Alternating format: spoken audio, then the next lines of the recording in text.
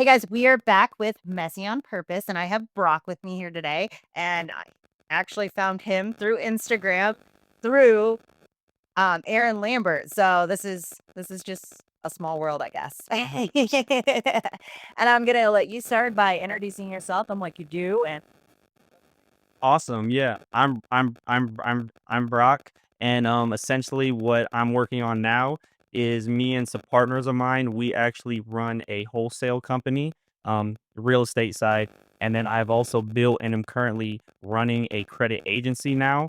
And basically what we do is we help people make sure that their credit is in, good areas, and then we actually get them access to business credit, usually at 0%, and then we kind of consult them on how to take that credit and put it into tangible assets to make more money to leverage that credit, rather than using your own money. Because, the biggest issue everybody always says is like, I don't have the money, I don't have the capital. So I like to spread the word and teach people like, hey, no matter where you come from or who you are, you can do this with utilizing the credit system, which is what a lot of the elites do. So, you know what I mean? I'm trying to get on that page.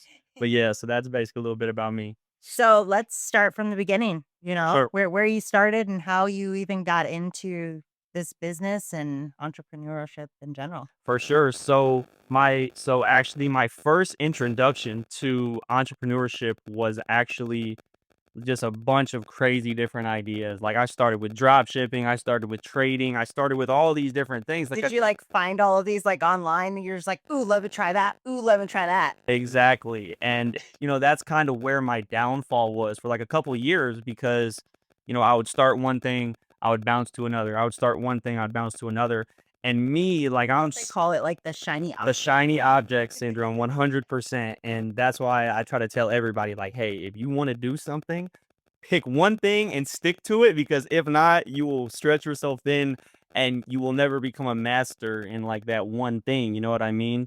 So it started out I was doing all these different things. Um Never really made a lot of progress. And I'm the type of person like I'm going to invest in myself or whatever business I'm doing, and I'm going to spend the money because like I understand that risk is involved to get those huge payouts, right? So after a long while, I was like, "Okay, I need to pick on one thing." I got into real estate, actually started wholesaling. I was helping homeowners in foreclosure originally. And then, I did that for like 6 months or so. I actually quit my job, lived on business credit fully so I could take like a whole 8 months of just, learning how to, skip trace all the leads, how to reach out to the leads. I was door knocking in the city of Chicago. So it was a crazy journey, but I learned so much and I did a bunch of deals. So I got that proof of concept. And then You started in Chicago? I did, Okay. yeah. And then I went from doing that to actually I had to go back to work. I'm a truck driver from like W-2. So I had to go back to work while I was working on that business. Although I was doing deals, bills add up, things happen, you know how life goes.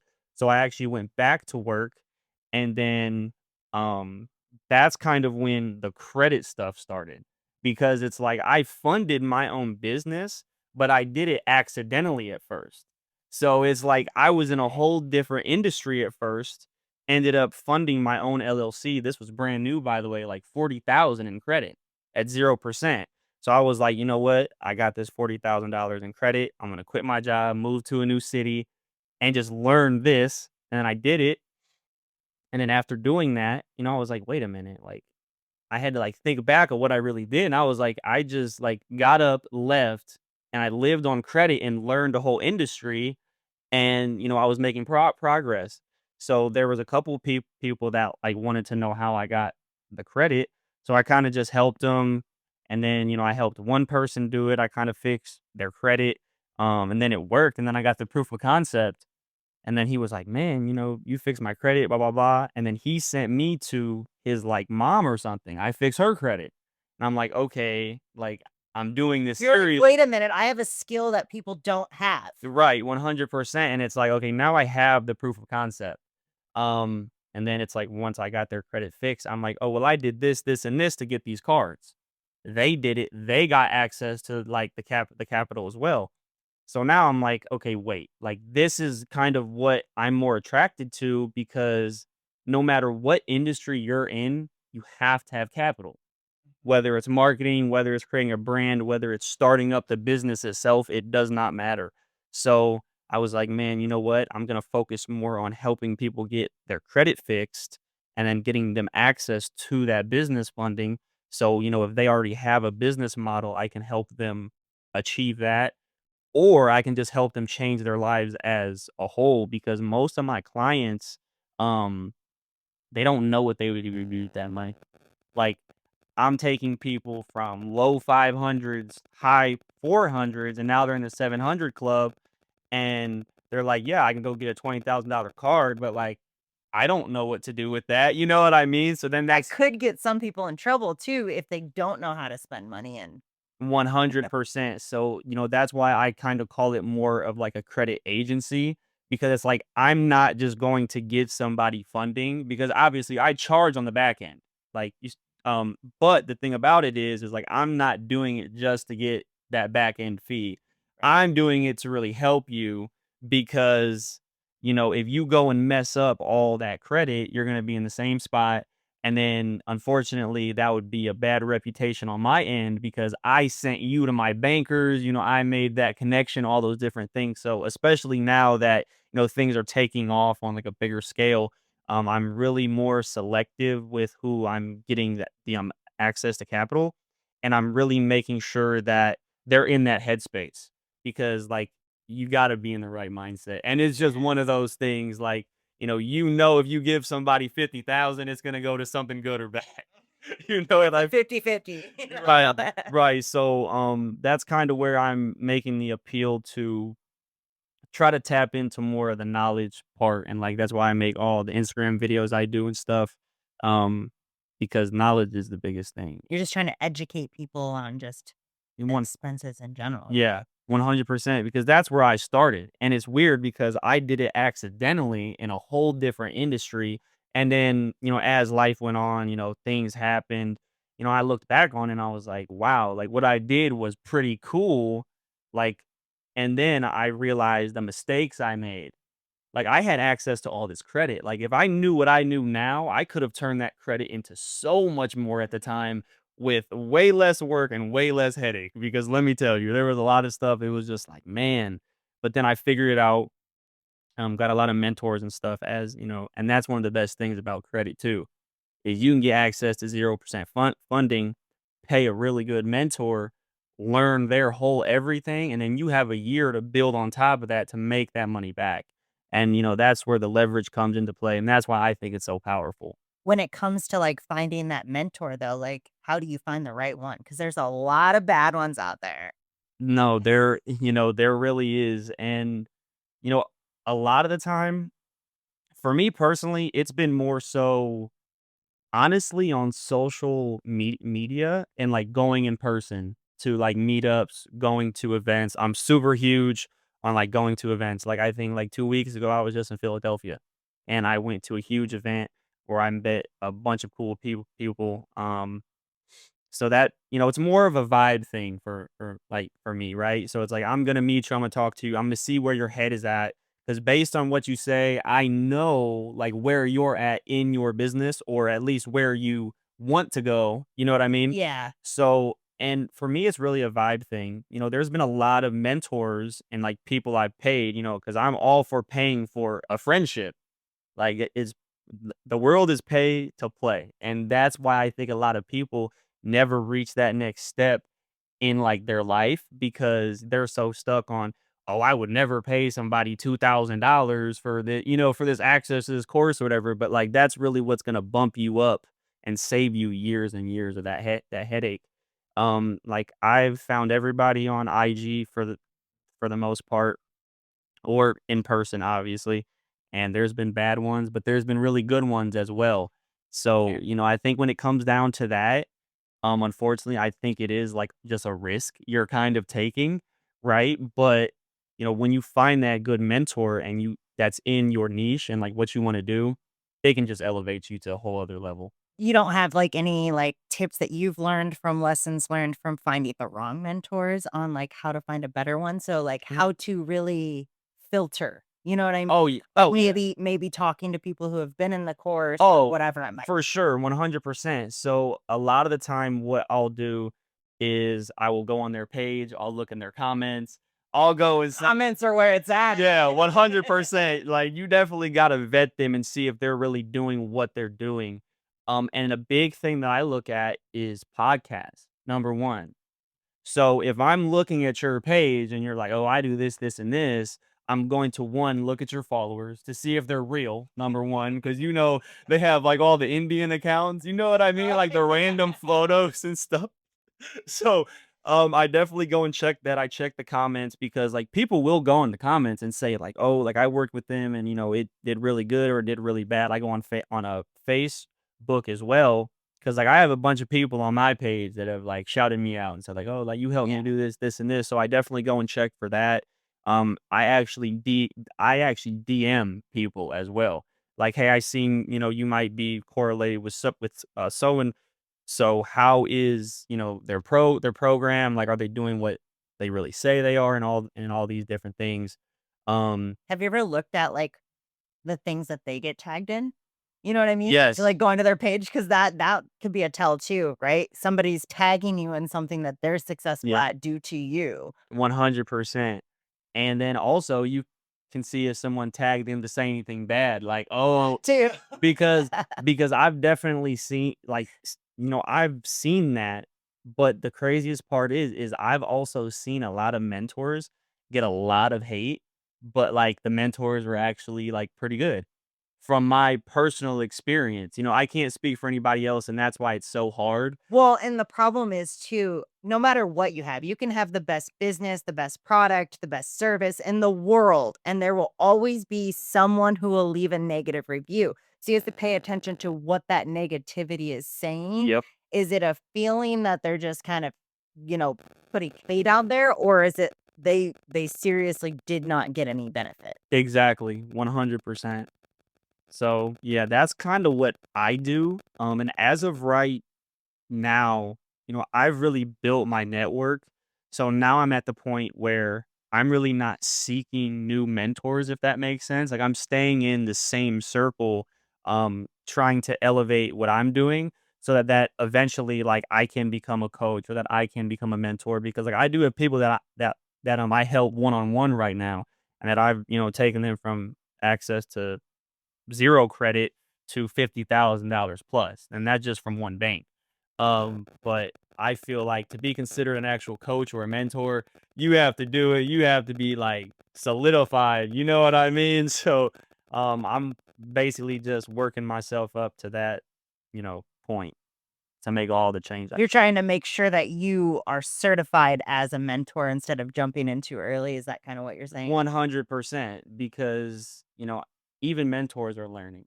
Oh, yeah. You We're know, we're learning every day. ev If we're a complete expert in something, the highest paid doctors are still learning. Still learning, exactly. So, I wanna make sure I bring people the most amount of value that I actually can and make sure that everything I say and do is I know is factual just from my either experience or knowledge or, like, if I've done it. Because there's been multiple times where, like, I've worked with bank reps in the past who, like, when I first started, "Oh, I can help you do this, this, and this." I would send a client that way. We did not get the result we wanted. So then, I was like, okay, that falls on me as a business owner because I have to make sure I'm vetting who I share everything with. Because then they're like, well, you sent me this guy and you said I would get this and I didn't get this. So, I like to do everything myself first. Like, I'll go through it myself first. If it goes bad, well, at least I know I'm not gonna send anybody to you, and if it goes good, it's like, "Okay, well, I know that this is approved at least by me because I had that personal experience." Now, I will say something such as like finances and especially going into certain businesses, Oh, yeah. things like that, that's all varies Yeah. person to person, type of business, Mhm. all there's so many factors. Yep. So like you can't really like be a one shot all for like that, Oh, yeah. right? Yeah, no, 100%. You can have somebody in the same exact situation trying to do the exact same thing as you and they'll get a completely different result. 100%. And some of that is due to lack of knowledge, or Mhm. maybe they have other stuff going on that you don't have in comparison, Yeah. and, like, there's so many factors, right? Like, There are so many facts. family, all kinds of things that can cause different wavelengths when it comes to building something. Yeah. So, I mean, understanding it all as, like, yourself, Mhm. as, like, a base, but, like, you'll never be able to be perfect, right? Oh, You're not like, you're 100%. never gonna know every Yeah, yes, situation. yeah, no, nobody's ever perfect. That's where the negative comments come in, right? Like, Yeah. you could have the best service in the world, Yeah. but Well, and, like, see, that's kind of where I've seen a lot, because like, I don't have any openly, I've never had, like, a negative comment or anything, but, like, I've had people that, like, they've gotten upset or whatever, and we've, not seen eye to eye, and I see this a lot in other people's comments as well as far as mentors go, but it's like, people think that just because they spend this money, that they don't have to take any action. So it's like they do all this stuff, and then they're like, "Oh, well, I didn't do this, this, and this," and it's like, "Okay, but did you, like, do this and this?" And they're like, "No," and it was like, "Well, then no wonder why, like, you didn't get the result you wanted because, a lot of the time you're not paying for an actual, like, service, you're paying for the knowledge and help, but you still have to be the one to be disciplined and take that action to get to those next steps." So 100%. So, I do coaching, like, health and fitness coaching. yeah. I can give somebody every tool in the book, right? Everything that they could ever need and more. Yep. And unless they use it, nothing changes. And that goes for any type of mentorship, right? 100%. You can't change anything without putting action to it. And that is where people miss it. They think like, "Oh, I'll pay for this service, I'll pay for this product, and it's just going to happen." Yeah. And it's like, "Man, look, you're in for a rude awakening." And most of the time, these mentorships have put in hours and hours and years of their lives to build what they've built, Mhm. and nobody sees the work behind it, I was just explaining to you Yeah. why I started the podcast, and, like, they put all this work into it, but because all people see is the shiny stuff, the pretty stuff on social media and all the success, they don't think that these people have put in work, and that every successful person, anyone out there that is successful in any way, shape, or form, they have put work in. And it's been years of grind that nobody's ever seen. Yep, that's 100% a fact. It's like they don't, people don't see what goes on the back end of everything. And, I think a lot of people, I don't think that they get mad at it, but like I feel like there's some sense of what's where I'm looking for, like, hostility behind it because, like, they see all these people, "Oh, they're doing this, this, and this." It's so easy for them. They're so lucky. Yeah. You know what Oh, I hate that. I hate that saying. You're Oh, so lucky. You can take that and shove it. Like, I hate that saying. oh, I've heard that a lot, and it's like, "Man, look, you don't know the sacrifice." Like, Right. do you know the sacrifice really? Even for me, like, where I'm at now, obviously, like, I'm still younger. I'm 23. I'll be 24 in November, right?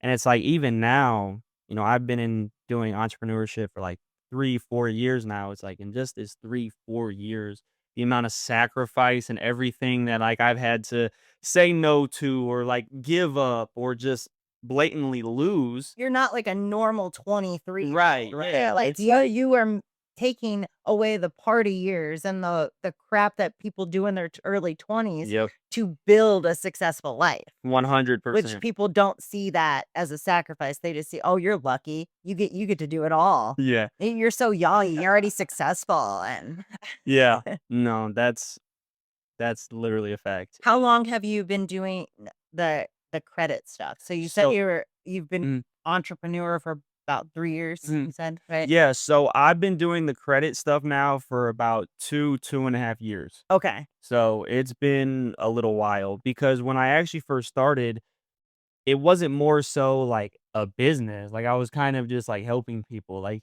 especially my family. Like, I fixed my mom's credit, I fixed my aunt's credit, right? So, it was kinda like, I'm just helping you guys out, and then You're just like, "Oh, yeah, you need that? I'll help." Like, right. it's family, it's friends, you Yeah, know? and then it turned into, "Okay, wait a minute." Like, I could make a business out of this, and I can change some people's lives because that's one thing I'm super keen on is like I really like to know how all these elite people got to where they are. Like that's what really interests me. Like whether it's, Donald Trump, Elon Musk, Warren Buffett, just anybody that has massive amounts of like success, it's like, what do you do to get to that point and what have you They done? don't sleep. That's Yeah, really. You 100%. wanna talk about sacrifice. That is probably the biggest one. Oh yeah, not sleeping. I feel that 100%. So, growing up, I assume, like, you had, like, more of a blue collar family then? One, Saying that you're, like, trying to understand the elites, obviously, you yeah, come from money. yep, 100%. So my dad's side of the family, super, super blue collar. Like everybody is blue collar. Like, your dad did what for. So my dad works for the union out in Illinois, Okay, the so electrical workers. okay. So construction and things like that. And, he's been doing that for 30 something years. So he's been, all his life blue collar, don't take out debt, don't do this. Oh, yeah, they're scared of credit cards, like 100%. And, that's why it was a really hard shift for me, I think, especially looking back on it, because, although that was never like my firm mindset on like debt and credit, it kind of was. It was like, "Oh, like, I don't need a credit card. Like, I'll just do this, this, and this," because as I was doing my entrepreneurship for a good, like, 3 years, I was working, like, so many jobs. Like, I worked in a warehouse all week, and then on the weekends, I would do, like, gig work in Charleston down in South Carolina. So, like, I was just constantly working, like, I mean, for, years, just well, it's all not you doing grow anything up else. with, like, I did Yeah. it the same way, like, you just Mhm. you don't find a way to make more money, you just work more jobs. Right, and it's like, that's not what we want. That's not what we want. So, it was, a weird shift going in from, "Okay, how do I get this same result even better," right? Because Right. it can be way better with, not having to give up so much of my time to actually make a change and make a difference. Or even just building something. It's not even, like, necessarily giving up your time, but building something Yeah. yourself as an entrepreneur is totally different than working for somebody and helping them build something, Oh my goodness, yes. you know? Yeah, because it's like, man, I'm over here getting your dream, you know what I mean? Like, I'm building your Making my own. Yeah. 100%. So, like, I'm super big on that, and that's one of the reasons why I got out of the trucking industry as well. Don't get me wrong, I'm super blessed to be a truck driver because, like, I have a whole philosophy behind that, especially with people who maybe don't know what they wanna do in their lives, because trucking is cool because you can literally, I mean, obviously, depending on your situation, everybody is different, Right. but it's like for me, I lived in my truck and built my business from my truck. Like I had Wi-Fi, I had a laptop, everything. Well, because cost of living now is nothing. 100%. Really, I mean, what do you pay for? Food? 'Cause Yeah. Basically, food and phone bill and Wi-Fi bill. that's it. So it's like you cut out rent, you cut out everything else, and you can stay in your truck, live where you work, and then build a business in between then. Now, don't get me But you wrong, you're have to do tired. the extra work, Oh yeah. which means less sleep and Oh my god. So much less sleep, let me tell you, because it's like, because you can actually drive for 11 hours in like one day as a truck driver. Like you have standards you have to meet. Like you can only drive for I thought it 11 was hours. only 8. So you have to take a break every 8 hours. Oh, So you okay. got to take a 30-minute break, but you can actually drive for 11 in one day and you can be on duty for 14. So, like, that's waiting to get loaded up or, like, fueling up or, like, all these different things, but, like, your actual driving day will be over after 11 hours, but your work day can be up to 14 hours. Okay, okay. Yeah, I it's got super you. weird how it works. Yeah, I've never asked. My husband's, dad is a truck driver, Yeah, but yeah. he does, like, it's more, like, government stuff, so, Oh, yeah. like, moving, like yeah, like, stuff that we The can't know about Right. kinda stuff. The good loads. Yeah, Yeah, yeah. yeah. So they make really good money, but he's been a truck driver 'cause it's just book. Right, yeah, yeah, yeah. Oh, No, yeah.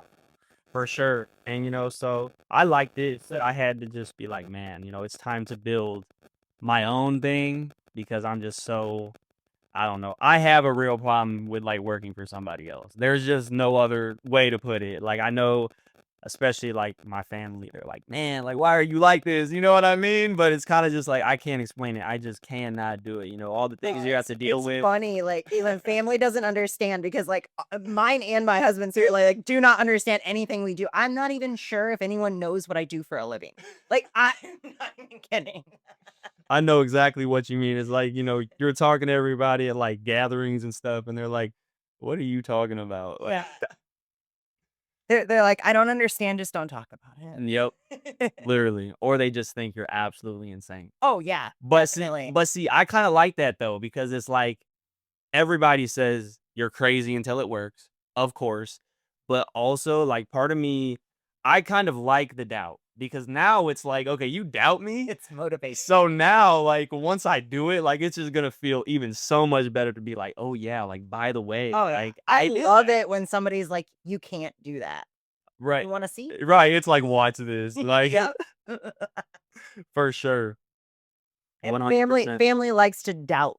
They do.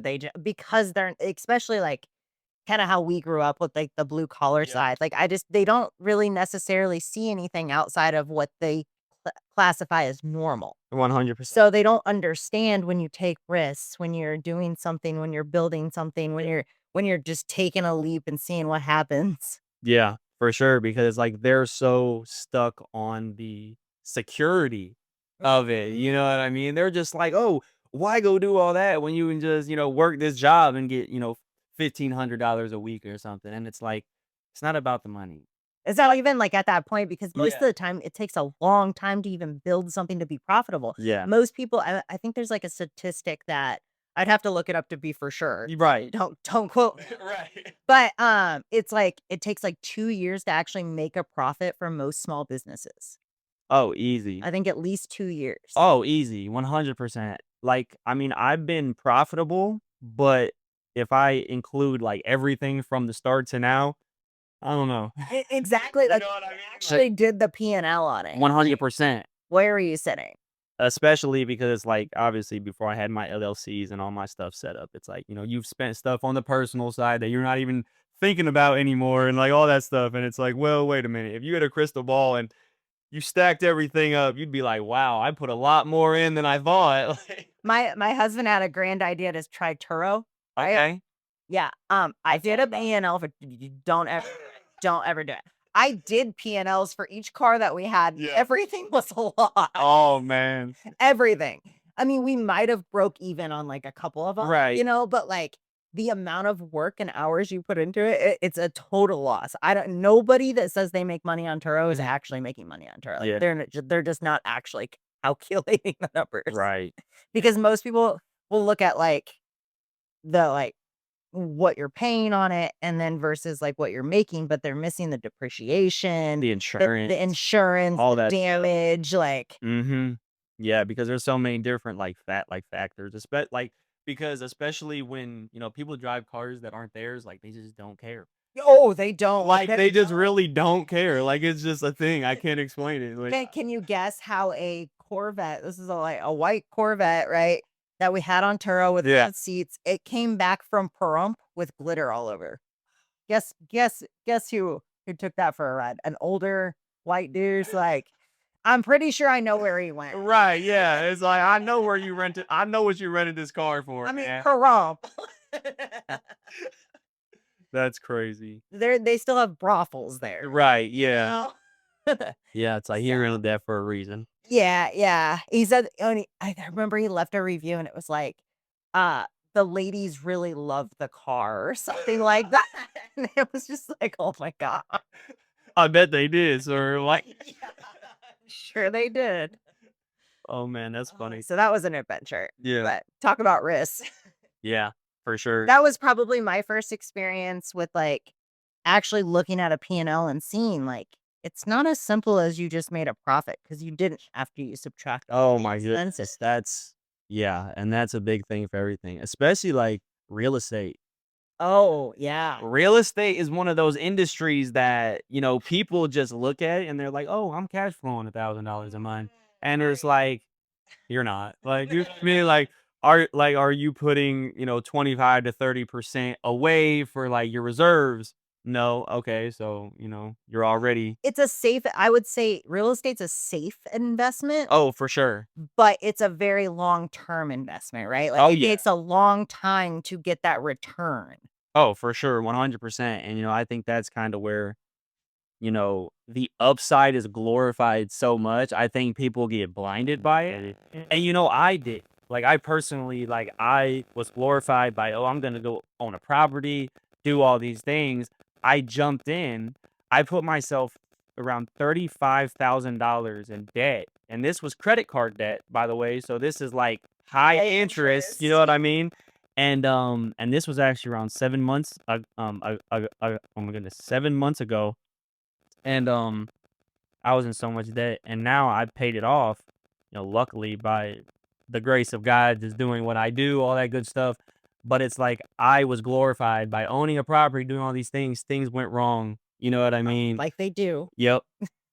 It was way more work than we expected, ended up having electrical You issues. try to do a fix and flip? So actually, this was a buy and hold because, and I actually have this property now. So luckily, it's stabilized. I have a renter in there. I am cash flowing around $1,000 every single month. That's after expenses. So You've calculus. right, yeah. So I am flowing, but like I said, it put me into a lot of debt, and I severely overpaid for the property, like severely, because my entry fee.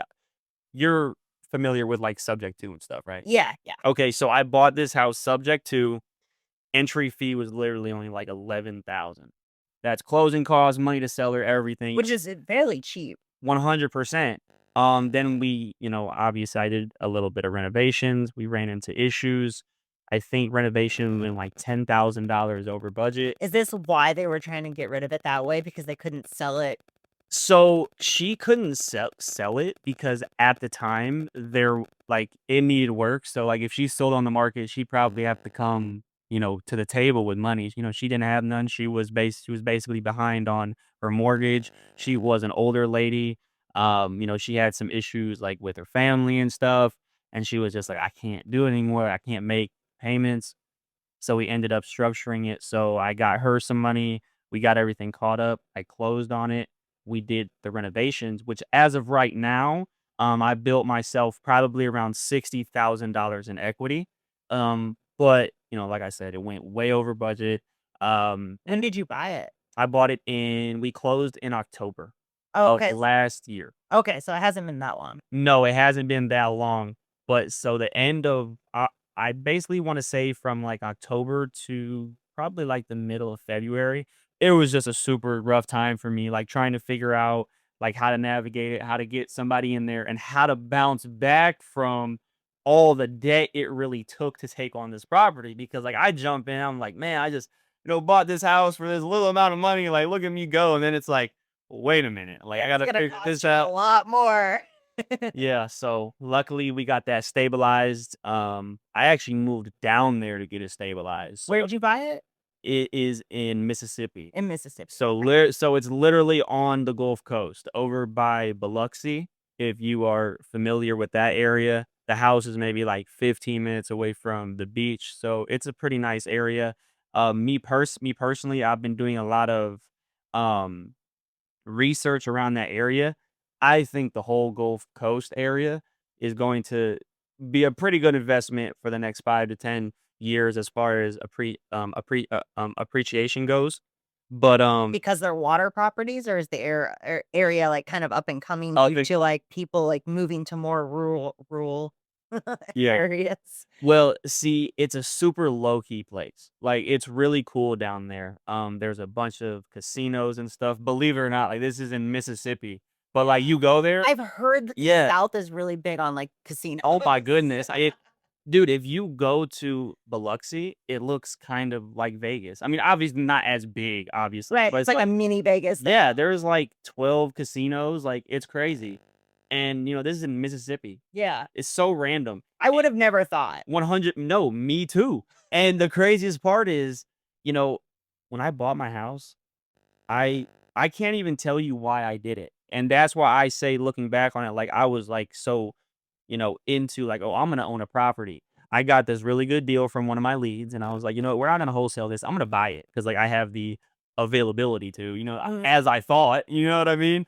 So, and I ended up down when there. did you so before sorry. Oh no, you're good. So when did you buy it versus starting sub 2, like joining sub 2? Oh, okay. So I actually joined sub two. I want to say like 2 years, a year and a half before I Okay, so bought you were in there for quite a bit before. 100%. And Because some people get excited when they start, yeah, and dive right in. So I didn't yeah. know if that's what you did or if it's Well, I actually mean, learning. so like it kind of was like that as well because it's like I was building up reserves, I was building up more credit, Mhm. and so as soon as I got to that point that it was like, "Okay, I have this available, I can go buy a house." But I didn't have the reserves I should have, which is where I kind of jumped in too early, right? Um, and it was like the most randomest thing ever. It's like I've never heard of Mississippi, don't know about this area, but, part of me, like, I feel like the universe always does things in weird ways because I actually really like that area. I've talked to a lot of investors around the area. I look at a lot of the data, and I do think the house will appreciate very nice, which is ultimately why I kept it because obviously there was talks of like, man, why don't we just offload this? I take my little profit and I move on. But now it's stabilized and all those things. But it was definitely kind of like, I'm gonna do this. And one of the biggest reasons why I feel like I did that, it was kind of just like I was jumping in to do it. So, like, now I can learn because the biggest issue I see with everybody is everybody wants to learn for so long. And then it's like 4 years of learning, and then it's like, "Okay, but, like, what did you do?" You know what I mean? It's Have to take action. yeah. Again, circling back to all the tools are there, but if you don't take action, of course, you're going to be joining sub 2 and be there for 5 years with nothing ever happening because you didn't do anything. Yeah, no, 100%. So, I like really think that's kind of why like the universe, me, whatever you want to call it, actually took on that deal and did it because now it's like I've navigated it. I've gone through the issues with it. Like we almost had that house actually get um, well, I'm not gonna say almost the loan called due, but like I had insurance issues with it because it was subject to the TC I was working with. Unfortunately, didn't do everything they were supposed to. Unfortunately, so we had an issue there, so I had to figure that out, and it was super hard to reach the insurance department of this mortgage company. Like, it was insanely hard. And then I finally got a hold of somebody in that department, I guess, and, like, we were figuring everything out, and he made a comment, and he was like, this isn't my area. He was like, "So, like, I can't be like, oh, we're gonna call this loan due." But he did say, like, "Hey, I see what happened here, and, like, it's showing up on our end. Like, they could call this loan due technically." You know what I mean? But luckily, everything went through. We got the insurance escrowed even, so that means it was verified, it was accepted, whatever you wanna call it. And, like I said, now we are stable and, it worked out somewhat. You know what I Is mean? that the only one you have right now, sub 2? Yes. So that is the only one I have subject to right now. I do have one in Illinois in Central. Um, and it is a seller finance deal actually. Oh, okay. So there's no mortgage on it. I bought it for a really, really low entry fee because I actually knew the owner. So I got it seller finance right.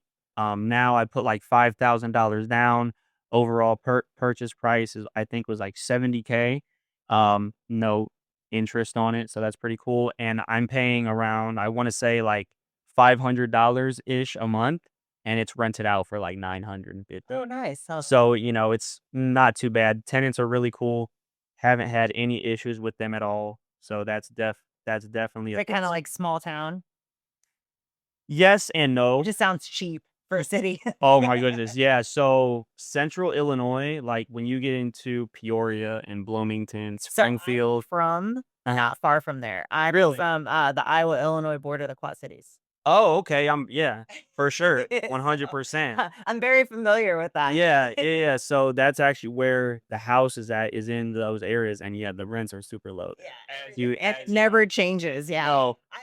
I I bought a house when I was like 23 and then I sold it when we moved to Colorado. Mhm. And it I mean, I think I made like 2 grand on it. Like Mhm. that's it selling it. Right. And having it, I think I had it for like Oh, well, I had it for a while. yeah. And so I sold it and like we literally walked away with like 2 grand. I was like it. And it's because roughing changes there. 100%. Yeah. It's like super low value there, especially like where I'm from. And like where I'm from is actually where that house is at.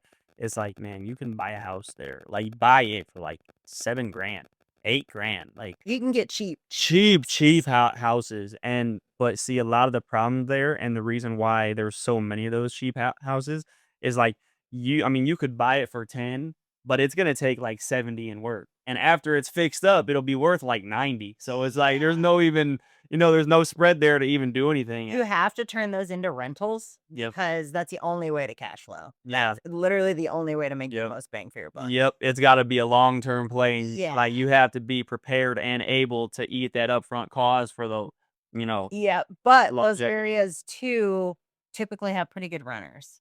I would 100 say overall. 100%, 100%. You know, especially if you're into like all the Section 8 like rentals and stuff, because Yeah. I know a lot of people that are killing it with that. So, It's a little risky, oh, 100%. but if you get a good tenant, they're not going anywhere. Most of them move into a place, they stay there till, someone passes away or Yep. something. Yeah, for sure, 100%. I don't have pain.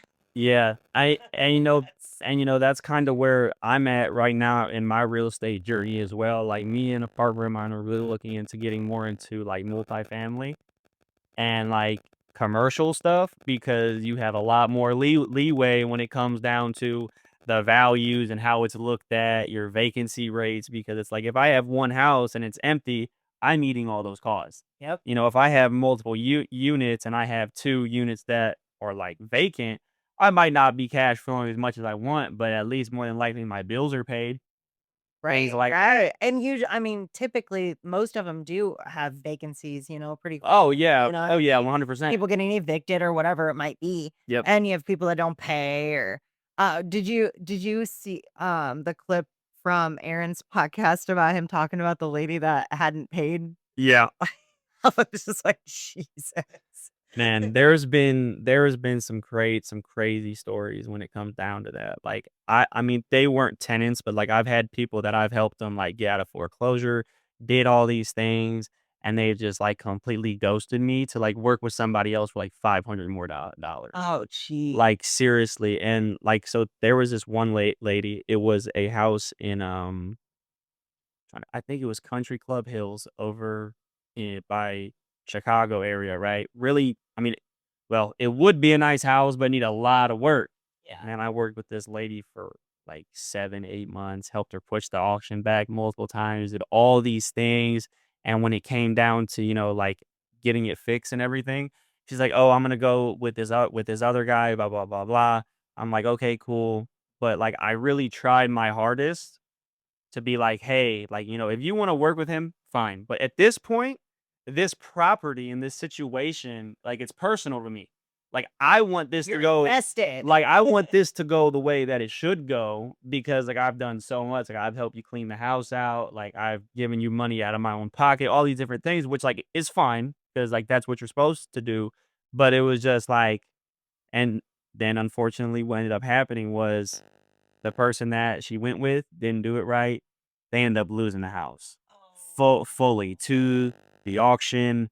Unfortunately, like they were older individuals, so it did not go well. And then it got to a point where it was out of my control. And then Couldn't bring it back. no, Yeah. it was like it was already sold. We already did so much to push the auction back anyway. So they were kind of just not really messing with us. There's The oh, poor one mistake. That's it. 100%. So, Oh, that sucks. and And it's not even like you were like, "I missed out on money." It was like the situation was personal because you were attached to the situation at dude, that point. 100% because it's like, man, I've done so much. Like, I wanted to see it work out. Yeah. You know what I mean? Like, You actually wanted to see them be okay. yeah, because it was like a really tough situation. Like, they were elderly. They had a lot of health issues, just not enough income coming in because it was actually a tax issue for that house. So the mortgage was a reverse one. So they couldn't pay like the taxes. So the reverse mortgager was like, "Oh, you can't pay taxes. We're taking your house."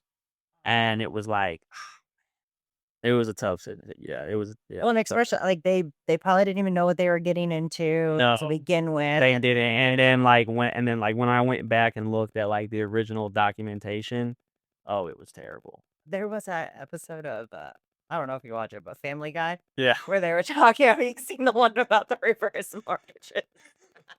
Yeah, no. They're like always like putting real stuff in there. You know, So good. that it's like, man, this is funny, but then it's like, wait a minute, maybe it's not. Like, I mean, it's funny in, like, that context well, that they in put that it in. context, but But, yeah, yes, overall, the fact that they do take advantage, especially of the elderly people, like, yeah. that's really messed up. Yeah, and that's really what it was because I think like looking at it, dude, they in turn, I mean, they got that house for pennies on the dollar. Like pennies on the dollar. Like, I mean, don't get me wrong, this house like unfortunately this house in particular probably needed 130,000 in rehab. But even with that, the house would have been worth like 500 plus.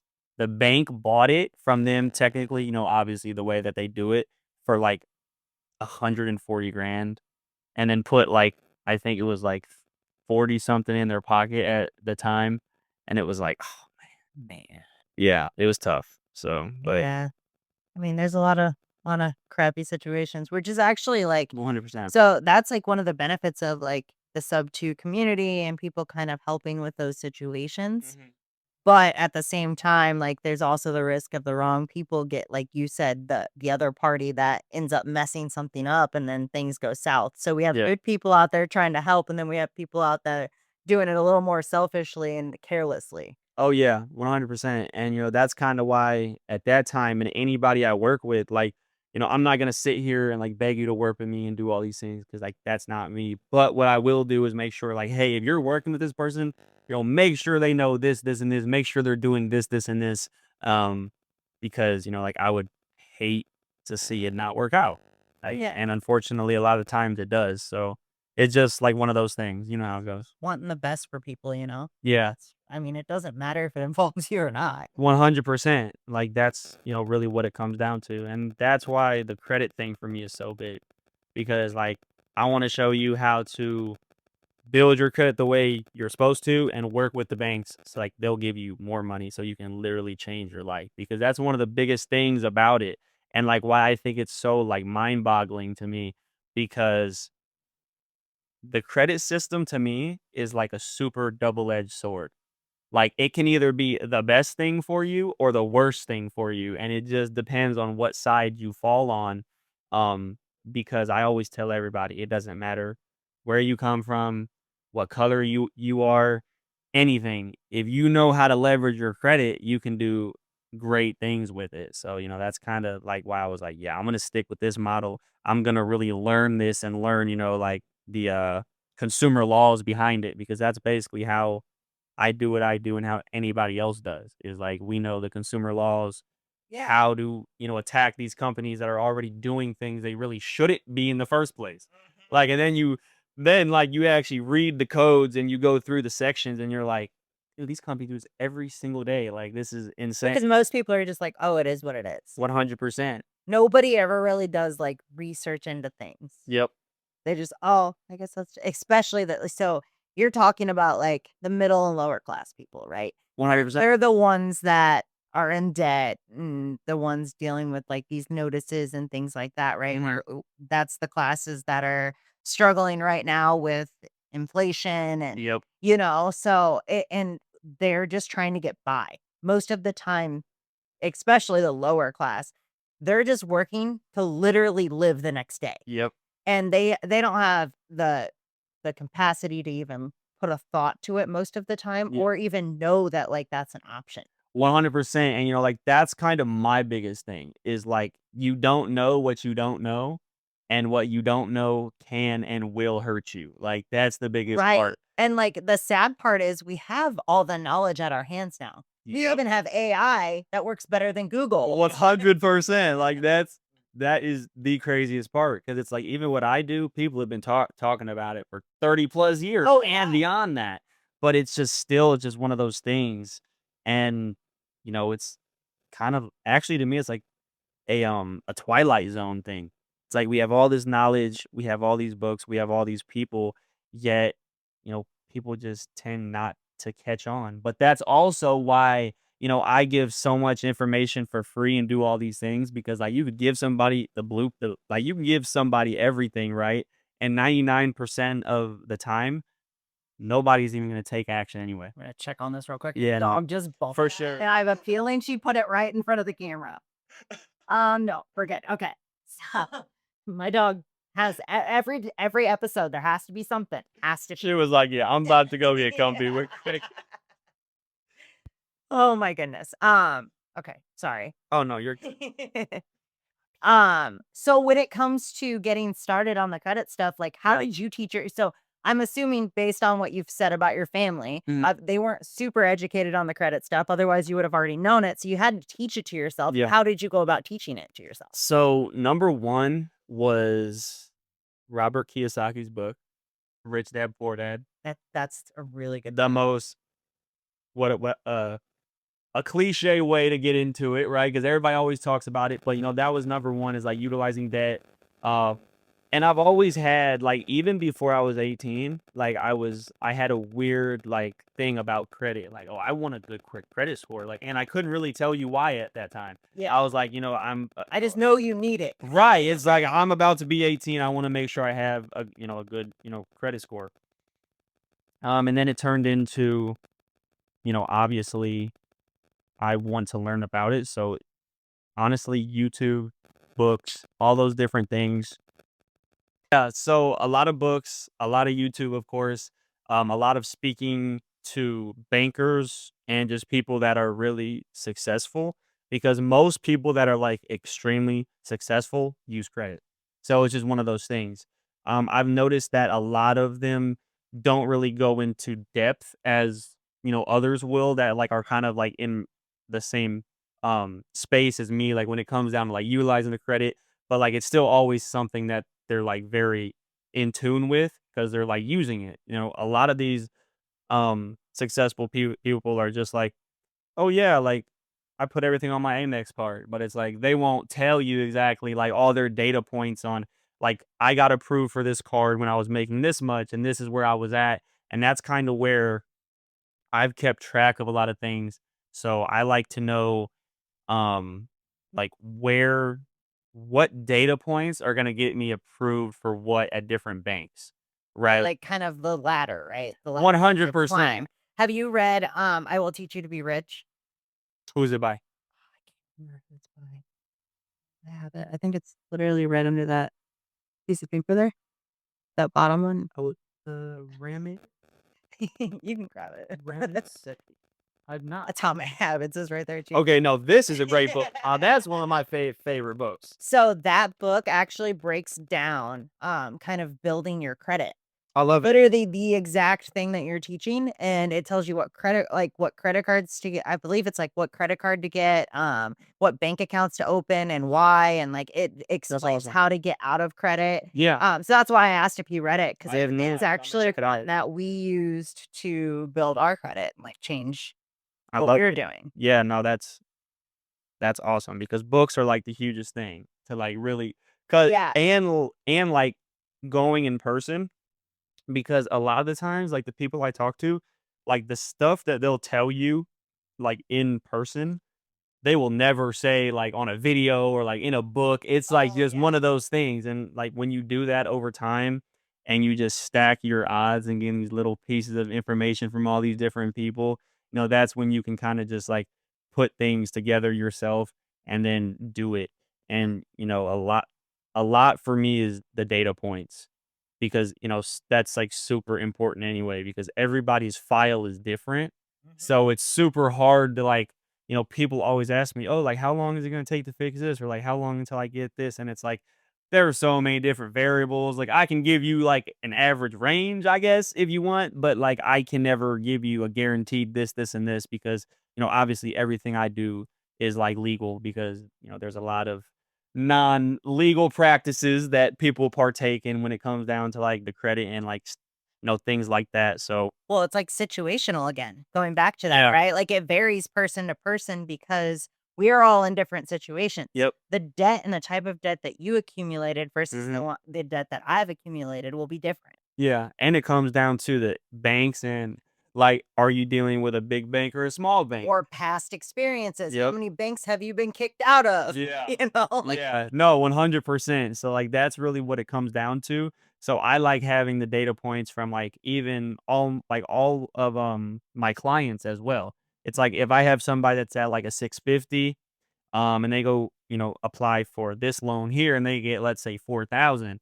It's like, okay, I can look at your file, see where you're at, see your score, and see that you got approved for 600. I mean, not you got approved for 3,000 here, and this is what your file is looking like. So it's like now I have specific data points to kind of piece things together because like I'm super heavy on teaching people how to only leverage money that's not theirs to get more.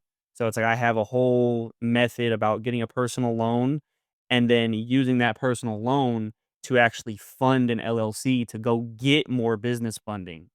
do Um, you typically only work with people who want to be entrepreneurs, or are you working with just anyone that wants to build their credit? so that is an awesome question. So I actually work with everybody, but I always get their goals and I always see where their head is at.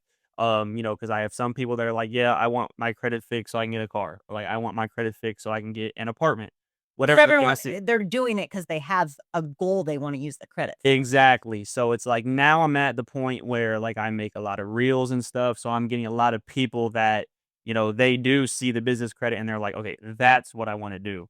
But Is that more of the direction you want to go with the business, or what's the ideal future with the business? so 100% the future is getting people access to business credit. So you Because want to work with entrepreneurs. That's the 100%. ultimate goal. Yes, yes, 100% because, you never know like who you can work with, what type of value they can bring you, the value you can bring them, and it's just like the networking behind it, like even having a client. Like I have clients now that like I'm super cool with.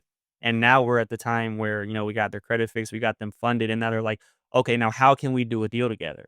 Like I've got access to this money. Let's work together and do this, this, and this. And that's really what it's all about. It's really about building a community is like really what my ultimate goal is behind it. Like that's one of the reasons why me and a friend of mine are moving to Florida. We're gonna focus on our businesses. I'm gonna focus more on content and doing all that stuff, because there's more power in the numbers of people.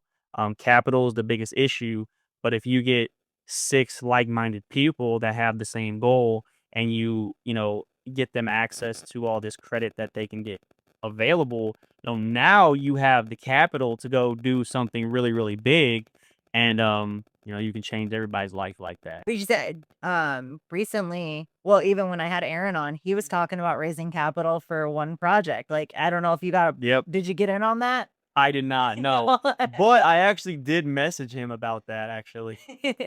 But But he's a great example. He's somebody that yeah, uses social media to leverage building capital to not only invest into something himself, but help others invest and start investing in real estate themselves. 100%. And that's really what I enjoy about it because a lot of my clients had no idea about like how in depth this goes when it comes down to getting access to capital and credit and like what you can even do with it. And they're like, wait, I didn't know, like I didn't even know you could do that. Or like a lot of times, like I never thought I could do that, because a lot of people like, they always just think like, oh, I could never do that. I could never do that. But it's like, you can. And it's really not as hard as it seems, but it is at the same time. But you really just have to do it. And It that's kind of like my methodology behind it. it's hard in the sense of it's being scary and Yep. that it takes work. Yep. Like, it takes that action Yep. that most people won't do based on the fear that they have. 100%. Yeah. or just pure laziness? Not true. That Is yeah. there anyone that you've ever like is there a big success client that you've had so far? Yeah, so one of my good partners now, I took him from a low 500 score. Now he's at like a 740-ish. We got him Nice, he access. can get a Raptor too. I just got a Raptor. Hey, there you go. We could have some fun. Because like 760 or something as my credit score. So I was like, right. my husband utilizes it for cars. Yeah. So. And basically we got him access to some credit. He's buying a property. Me and him are actually buying a property together. So we're gonna have actually a whole podcast or story about like how, we started off as friends, and then, he was basically my client. He helped me with some stuff. Then now we're pulling our money together to buy a property and what we're gonna do with it and like all these different things. I have one person who I helped her get a Scat Pack, the Dodge Charger. No. And so, well, like, what That was the goal. I mean, I guess it was. I didn't know that was like the ultimate goal, but like what I can say about her, she's a nurse. She has a good job. We got her credit right, and she's pretty responsible. You're like, I have to add all this in because of the type of car she wanted. But no, it was like really, really cool though. Just like seeing that message and and Yeah. like just sending me the picture and was like, hey, like look at what I got approved. Was that her goal? Was her goal to get a So car just in general or like so specific? yeah, so when we had our first call, she did say that her goal was she needed a new car and she wanted to buy a house. Oh, okay. So, as of right now, I know she got that car. She put a considerable amount of money down. I know that for a fact. So she Very really cool. did her thing with that. And then last time I It's not spoke to her, super cheap. not at all. No, not at all. 100%. So, and now I'm pretty sure she's working on buying that house. So, Very cool. Very cool. That's gotta feel good. oh, yeah. It feels awesome. Like, I love it.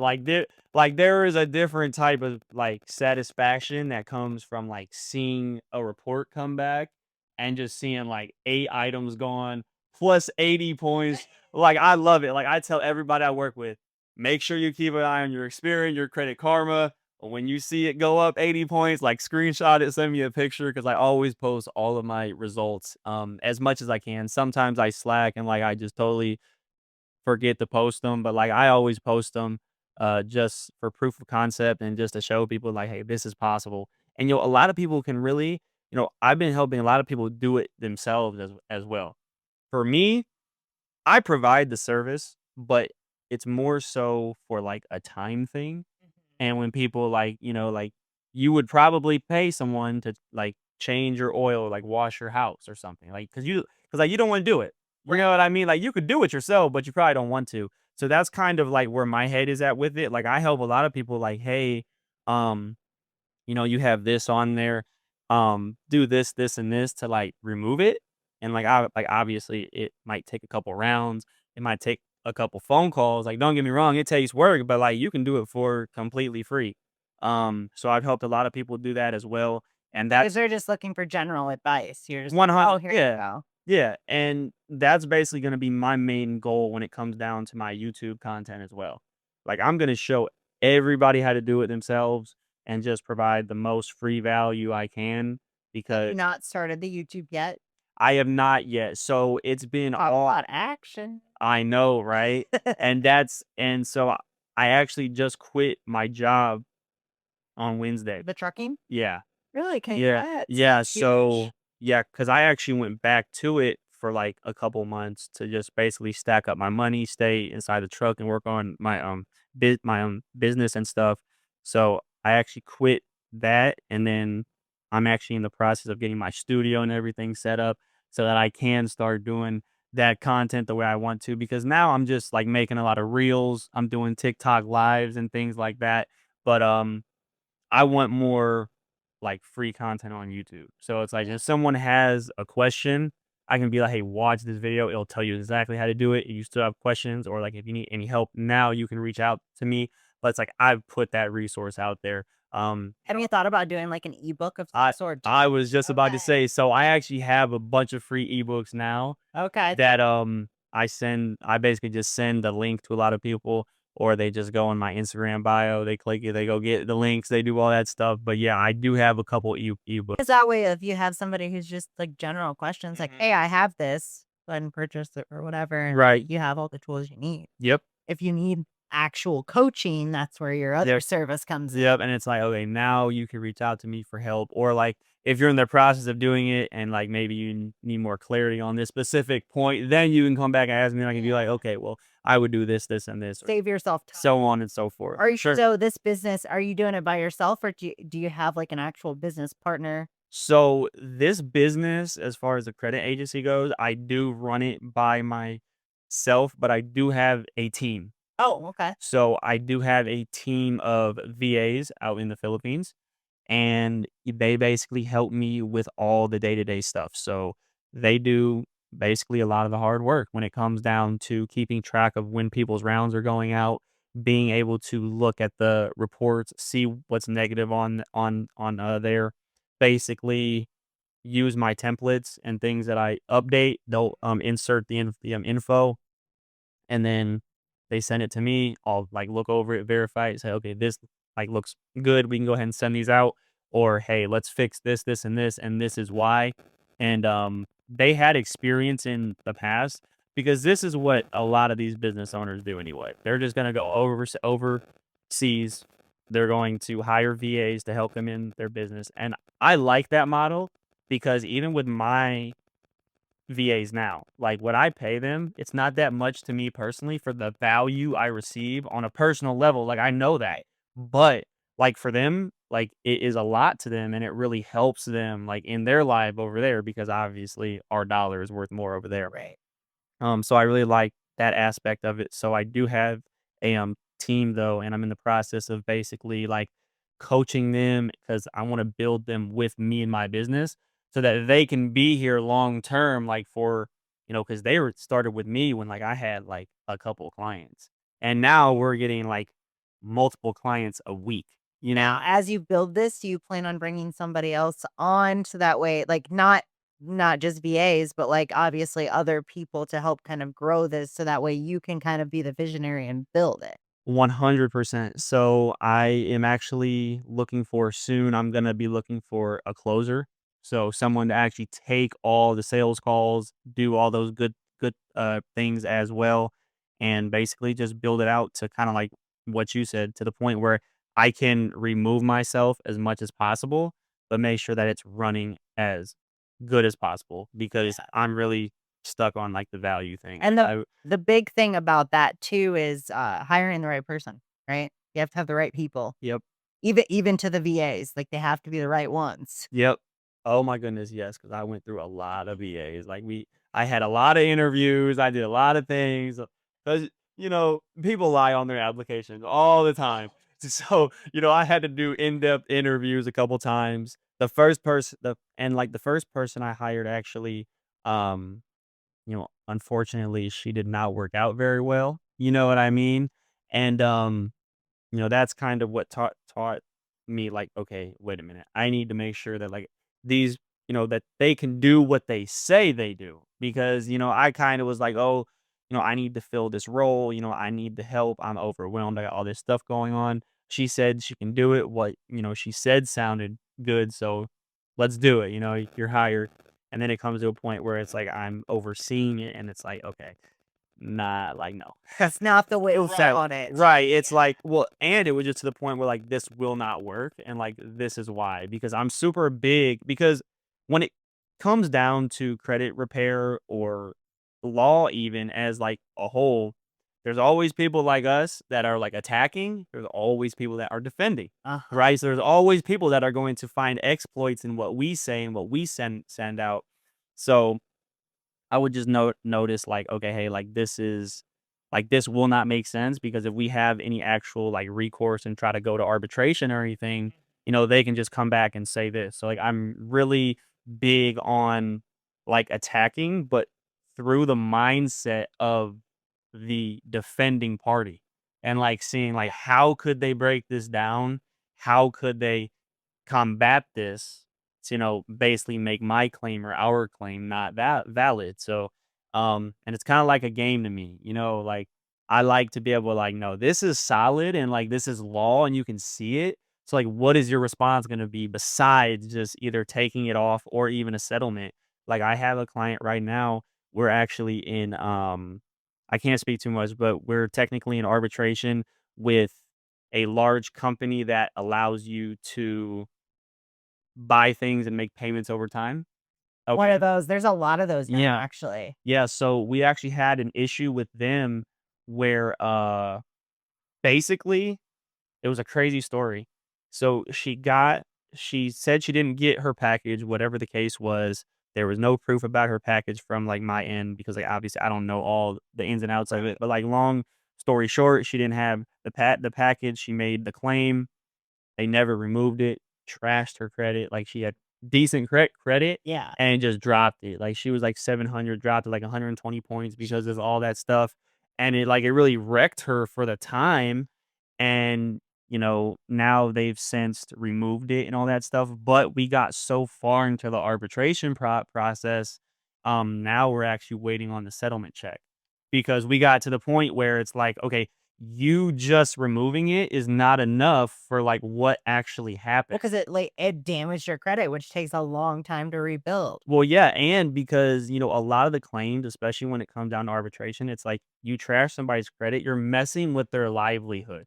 Yeah. Like, what if they have a family they're trying to get an apartment for, and now this basically hindered them from getting an apartment or, like, all these different things, and, that's really what it comes down to as well. So that's kinda the story behind that, and yeah, it really goes that far some times. So, It's yeah, that's messy. yeah, oh, it It's is. messy. Yeah, right? Oh, man. Okay, well, we've been going for, like, an hour and 15-ish, so, Yeah. is there anything else you wanna chat about? I mean, honestly, yeah. No. Any last words or any advice you wanna give based on credit repair and then kind of how to find you and which I'll put your Right. socials on that, Yeah. but Um, honestly, if there's anything you can get from this, it's just make sure you have good credit no matter what. Like, especially if you want to start a business, no matter where you're at, a good basis is good credit because I know a lot of people, like a lot of my clients right now, are very successful, creative real estate investors that have millions, yes, millions of dollars in equity, and they can't refinance out because their credit is shot because they were so, oh, I don't need credit to do all these things. Like, no, you don't. But now you're at the point where it's like you have all these balloons happening and you have to refinance out and you can't because the credit score is shot. So I'm actually working with a lot of those types of people that are like, hey, I need to refinance in like the next like 9 months. So I need help getting this figured out now. So oh, I basically, bet sub 2 is a whole bucket for you to help. one, it is 100%. That's where a lot of them have like come from. So it's just start with that. Um, and yeah.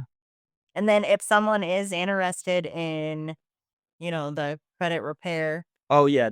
that's Yeah, no, basically, anybody can text me on Facebook at Brock, my last name is Marcus, or they can find me on Instagram at Investor Brock.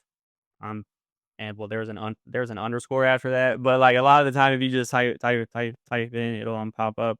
And yeah, people can just basically send me a message, click the link that's in my bio, and go get all the free stuff. And soon I'll have a YouTube, so everybody will be able to kind of get a look into what I'm doing, so they can go and help themselves out too. so we'll see that in action soon. Yeah, very soon, Okay. very soon. When are you planning on being in Florida? Um, like the 5th of July. Okay, so soon. So like right after the 4th. Okay, Yeah. so by middle of July, there'll be a YouTube. Oh, oh yeah, for sure. Well, Okay. so I actually have the YouTube now, and my first video is actually coming up on the 2nd. Oh, okay. It's just the video is not like the way I want it because like, I want a whole little studio. You know what I It mean? takes a while though. Let me tell you, this did not start like this. This started in my Yeah. friend's salon. Yeah. Yeah. Like, Yeah. No, so for sure. you get there, and this Yeah. it looks nicer on camera. That's when you're outside of it. But sorry, I'm very open and honest. For sure. I love But okay. Well, thank you so much for sure. Thank coming you. on. I'm glad this worked out and that you're in Vegas and Yeah. we can make this happen. And maybe down the road we'll do another one and we'll have more success to talk about. 100%. I'm definitely down. All right. Well, I'm really excited to see what's next for you and the You know, YouTube stuff. I'll have to check it out. for sure. All right. Thanks, guys. Bye. So I just